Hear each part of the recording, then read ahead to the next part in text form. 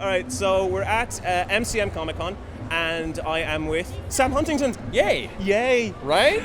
Sam, welcome to Ireland. Thank you for having me.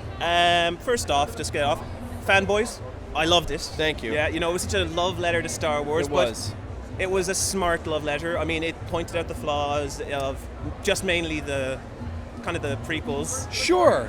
But just in the most subtle way. Yeah. See, that's what I liked about it, is the fact that in the film, the movie hadn't come out yet, so there was no judging it.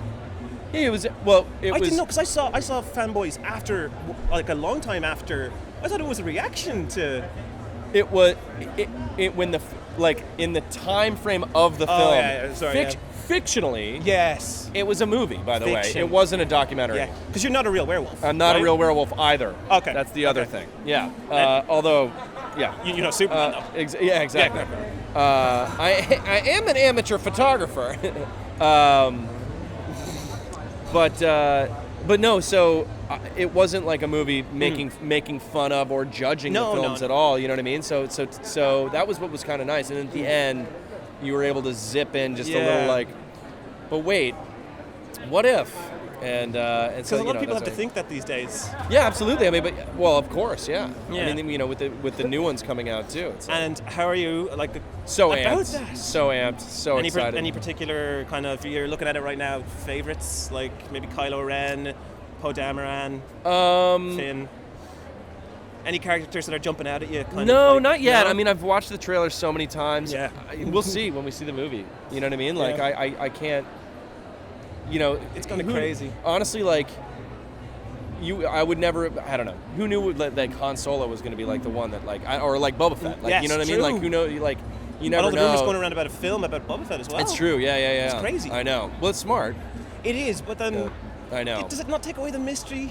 Like, I mean, that was the thing about they said about the prequels, that it took away the mystery because we knew about Anakin and his mopiness. Yeah, it's true. Well, once again, we should not. Yes, because I could go on and on. I know. I mean, we all could. Yeah. We all could. I know. Yeah. So, you were in Being Human. Yes.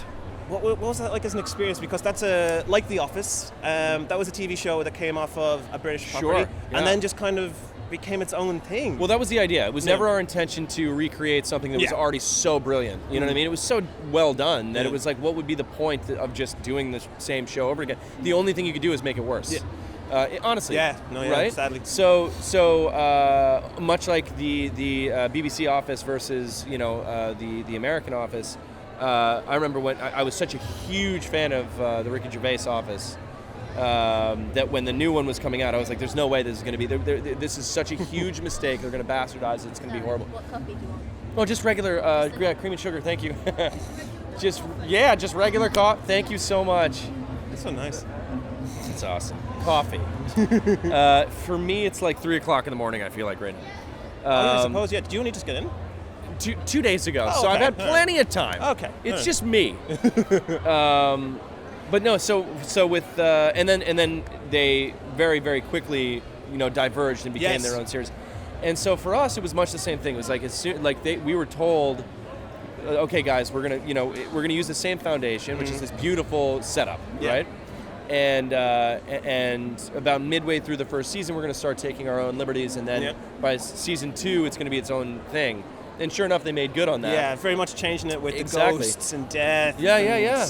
Oh, lots of stuff. It was kind of freaky, I thought, because they didn't take those changes, obviously, with the British one. Yeah. And what was it like working? Oh no, it was honestly the best experience of my life. Yeah? They're like my best friends. Yeah. So you do see them a lot? Because I always wonder.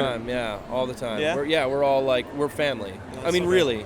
And we are there for each other 100%, like constant. I just was hanging out with Kristen the other day. But it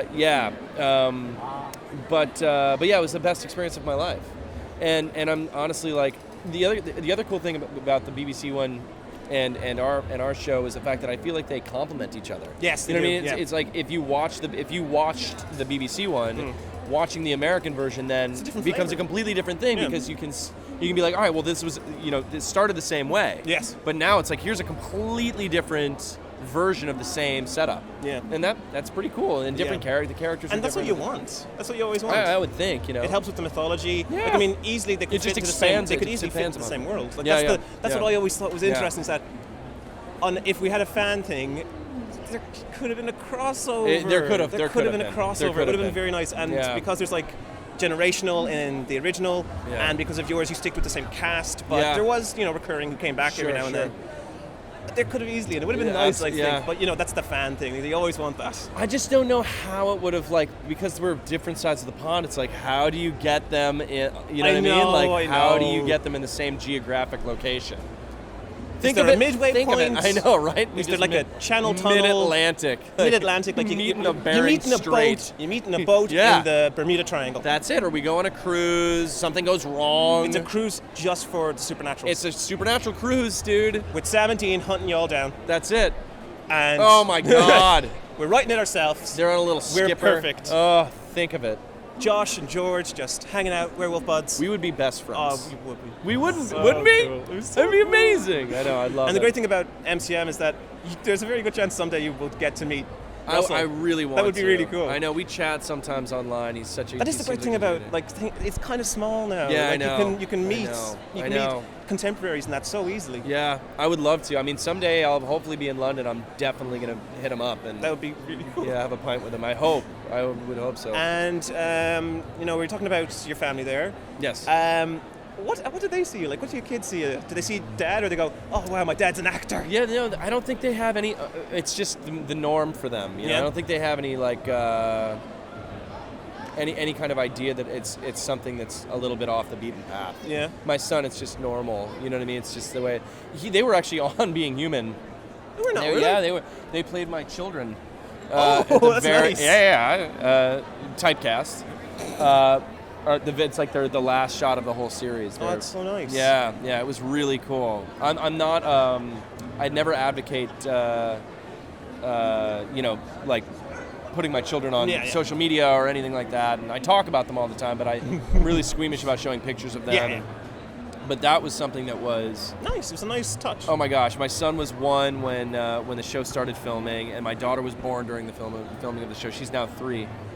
And so she was like 1.5 when we shot this little piece. And so they have no inklings yet on what maybe they want to follow you down the path? I mean, my son's 6, so he still wants to be like an astronaut. Nice. So still good that's still a thing. That could happen, and especially in today's world. I mean, it's more and more likely. Yeah, that is true. My kid's probably going to space. Let's be honest. A couple more years, he might be a Jedi. Could be, or Lance Bass. You know what I mean? Lance Bass? He wanted to go to space. He didn't make it. He didn't make it. I didn't know that. He didn't. I know he was Sephiroth in one of the Kingdom Hearts games. Was he? He was. How about that? Yeah, so that's weird. Bizarre. That is bizarre. Yeah. But I mean, sorry, weird tangent. Yeah, just a weird tangent. Yeah. But also bring it back to geek culture. Thank you so much. Nice.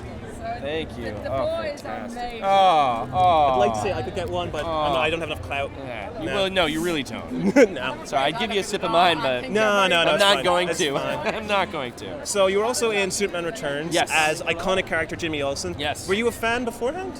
Oh, huge fan. Yeah. Yeah, that job was a dream come true, man. Yeah. That was literally like one of the biggest moments of my life. Are you and Brandon still Oh yeah, touch? very, very, very close friends. Just like him off now that he's like, you're Ray Palmer, you're the Ian. Yeah. It's bizarre, isn't it? It's so cool. It's so weird. He is so jazzed about this gig. I can imagine. And I'm so happy for him.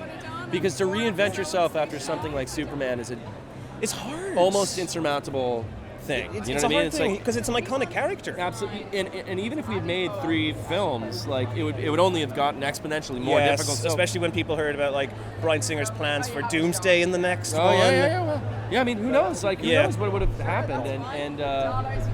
And so now the fact that he's found such a great gig and something he's so happy doing. He was talking the other day. He's like, I think he said it was 10 years to the week. Wow, he's 30 really? 30 feet up on cables. in the Atom suit, and he was like, and it was the first day that he was up on the cables for Superman, and he's like, this is just the most trippy thing. It's all for DC too, which is so cool. It is, yeah. It's like a DC wheelhouse. It's wild, yeah. So I'm so happy for him. He's literally one of the most genuinely beautiful people. And it's so nice to hear when people keep in touch. You make friends. Oh no, he's one of my best friends. Yeah, it's so nice. And his wife. So what have you got? Oh yeah. And what have you got coming up? Can you tell us? Have you got anything maybe you can talk about? Because I know the cons are the best place to ask. Yeah. But can you actually say anything? I just got a huge job literally the day before I got out here, and can't say a thing. I can't say anything. I'm so excited. It's a movie. Oh yeah. Yep. You can't say a thing, can you? The deal hasn't closed yet. The ink isn't dry. I'm honestly terrified. We could wait. We could wait to publish it, and then technically. It's a big job. Yeah, no, it's honestly, this is like another one of those Superman-esque dream come true kind of gigs. Wow. So it's a movie. Yeah, it's a movie. So maybe you want to just list your dreams, October, and then we'll just October, November. Figure it out. I will say I will be working with my favorite actor of all time.